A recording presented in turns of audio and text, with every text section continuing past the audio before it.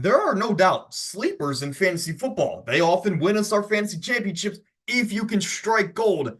But in the latter half of drafts, there's also a very big chunk of players that are anything but sleepers. So today I want to go through that latter half of the draft. I want to tell you one player or so for each round that you can stay away from. But that leads me to my question of the day. Whether if it's in round 1 or round 16, what is that one player this year that you're completely avoiding? But kicking off here in round number 9, and I could immediately make a change and have Javonte Williams as the guy here. Of course, you see the round 9 players behind my face cam. I apologize if I cover some names up, but you guys get the overall picture. Javonte Williams, I would put him at this selection here because there's now reports that Javonte Williams not only could be the backup in this offense, but there's reports that Javonte Williams might not even make the roster there in Denver, as Jaleel McLaughlin is now the clear-cut number 1 running back in Denver. But for Khalil Shakir, he is on the board, so we'll talk about him. This is a guy that in his young career hasn't had much opportunity, and in return, hasn't shown much promise on the football field. So not only are we expecting him to be a reliable, option in this offense, but we're expecting him to be a reliable option for our fantasy football lineups, which is, of course, the best of the best. It's just hard to imagine that this is a guy that out of nowhere can have a breakout season. Now, can it happen? Sure. But I think there's definitely a lot of other options in round 9. Guys like Romeo Doubs, right? Guys you can rely on more here in fantasy football in 2024. So why take the chance on Khalil Shakir when you have other reliable options? That's what I'm getting at. In round number 10, Adonai Mitchell. This is a guy that has been turning heads in Colts camp per se, but all offseason, it's definitely been an up and down roller coaster ride. When we talk about Adonai Mitchell, this is a guy that was super talented in Texas, and some people thought he can go as high as the first round of the NFL draft. But then some reports say that came out and said that he's not motivated or this or that. Regardless, he fell to the second round. The Colts get him, and now he goes into a loaded wide receiver room, at least for going into 2024. This is an offense that has Michael Pittman. They paid him, of course, well-deserved. But you have Josh Downs coming back after an electrifying rookie season. You have Alec Pierce, who's a Mr. Reliable level wide receiver.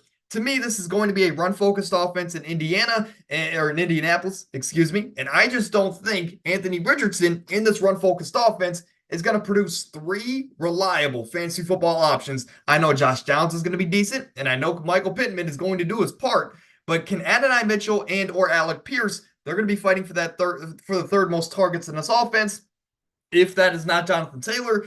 And I just can't see Adonai Mitchell being worth a 10th round selection. Now, again, if he falls into the 11th, 12th round, sure, I'll take a flyer. And of course, if injuries happen in this offense, Adonai Mitchell could definitely be an interesting option.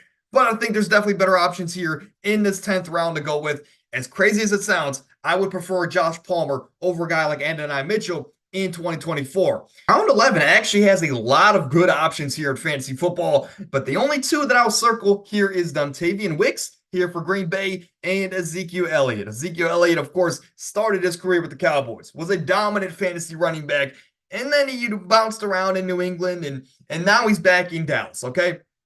For Dallas, there's not even a clear-cut answer on whether he's going to be the running back 1 or not in this offense. Now, whether he's going to split time with Rico Dowdle or whether he's eventually going to take the job back, Zeke's production has gone down year after year after year, and I just can't see a viable fantasy option here out of Ezekiel Elliott in round 11. There's other guys in this round like Jerome Ford or Austin Eckler or even a Blake Corum, I think you can make a case for, that are going to have better fantasy outputs in 2024, at least better than Ezekiel Elliott. So that's what I'm getting at here. But Dontayvion Wicks is another guy that had a good week or 2 last season when Christian Watson was out. I don't see the potential. So in round 11, let's go with other receiving options in this round, like a guy like Jahan Dotson over Dontayvion Wicks. In round 12, we're going to talk about the LA Chargers. I know I just mentioned that I would actually prefer Josh Palmer over a guy like Adonai Mitchell, but Justin Herbert, some people might go into their drafts in rounds 9, 10, 11, and they might say, whoa, Justin Herbert's still on the board. I got to get him on my team. But this is a different offense now. It's going to be a different scheme. It's not going to be the air-raided offense that we've seen in years past. This offense has lost viable and great receiving options. Guys like Gerald Everett, guys like Keenan Allen, most notably, and of course also Mike Williams. They also lost Austin Eckler. This is a team that went through a complete identity shift in the offseason, and it's going to be a ground and pound offense under Jim Harbaugh. This is a guy, Justin Herbert, that's going to be asked to do the bare minimum and make just the key third down throws when they need it. So for that reason, I think there's better quarterback options down the board, like Tua in round 11 or some other guys in round 13 and 14 that I would prefer over Justin Herbert. The talent's there, but is the scheme going to be there? I can't see it.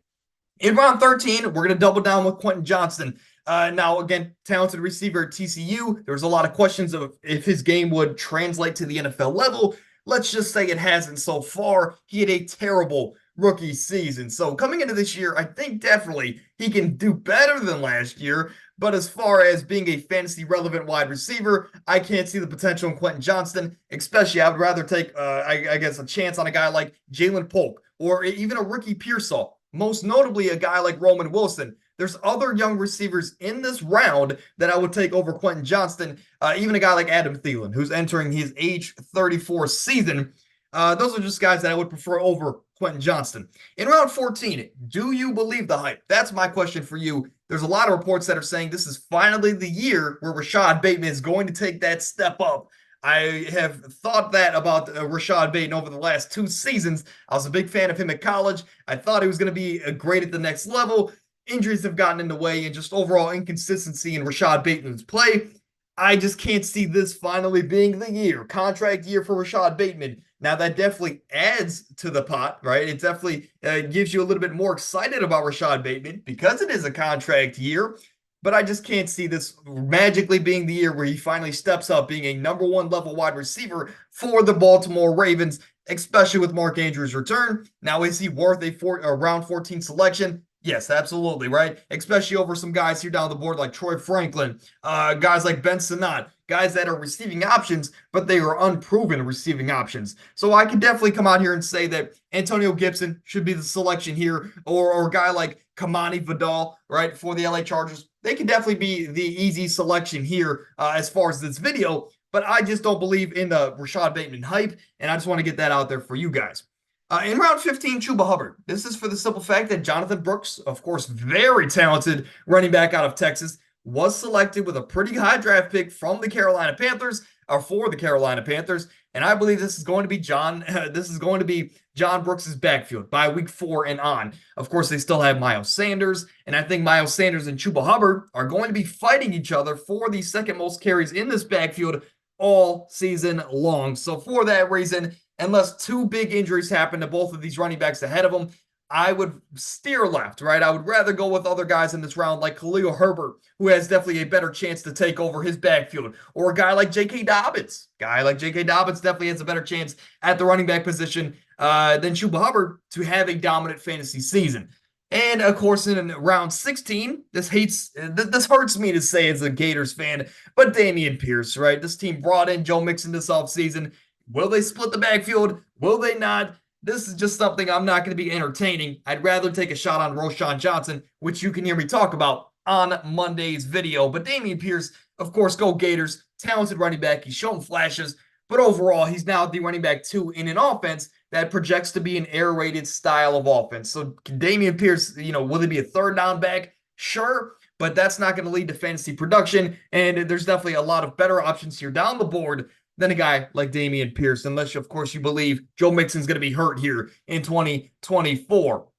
But let's take a quick look at the recap here. In rounds 9 through 12, we went with Khalil Shakir, or, of course, Javonte Williams, now that the reports have come out, Adonai Mitchell, Zeke Elliott, and, of course, Justin Herbert. In round 13, we stayed in LA with Quentin Johnston, and then we went with Rashad Bateman, Chuba Hubbard, Dameon Pierce, some guys that have potential, but I think there's definitely better options in those rounds, so let's not fall for the landmine bait here for some of these players.